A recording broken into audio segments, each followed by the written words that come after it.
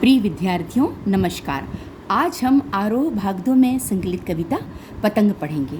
ये कविता न केवल बाल मनोविज्ञान का सुंदर चित्रण करती है अपितु उनकी बाल सुलभ चेष्टाओं के साथ साथ उनके सुंदर क्रियाकलापों का भी वर्णन करती है।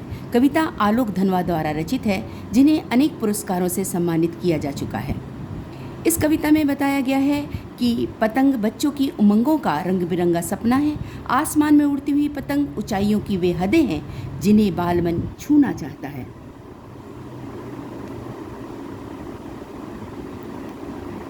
ये कविता प्रकृति परिवर्तन के दृश्य का चित्रण करती है। जैसा कि मैंने बताया कि बाल सुलभ क्रियाओं का, बच्चों की कोमलता और निडरता का भी चित्रण करती है। तो आइए पढ़ते हैं कविता पतंग। सबसे तेज बौछारें गई भादो गया, सवेरा हुआ खरगोश की आंखों जैसा लाल सवेरा। शरद आया पुलों को पार करते हुए, अपनी नई चमकीली साइकिल तेज चलाते हुए, घंटी बजाते हुए जोर जोर से, चमकीले इशारों से बुलाते हुए। कवि कहते हैं कि सबसे तेज बौछार अर्थात सबसे तेज बरसात का मौसम, भादों का महीना बीत चुका है और अब काली घटाओं का घमंड कम हो चुका है।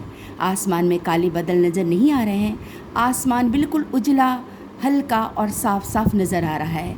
ऐसे समय में उगता हुआ सूरज खरगोश की आंखों की मानिंद सुंदर प्रतीत हो रहा है।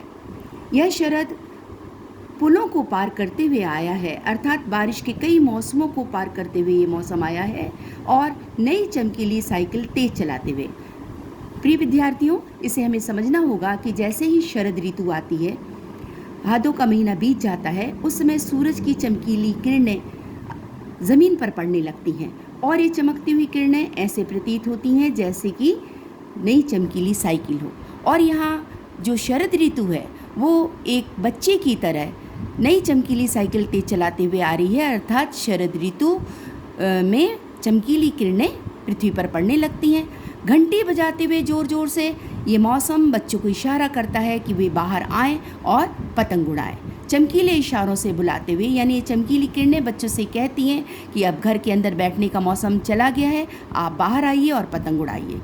आसमान को इतना मुलायम बनाते हुए कि पतंग ऊपर उठ सके। ये मौसम बच्चों के साथ है और इसलिए हल्का हो गया है ताकि उनकी पतंग उनकी उमंगों और उनकी कल्पनाओं की तरह ऊपर जा सके। पतंग के लिए इन 3 विशेषणों का प्रयोग किया गया है।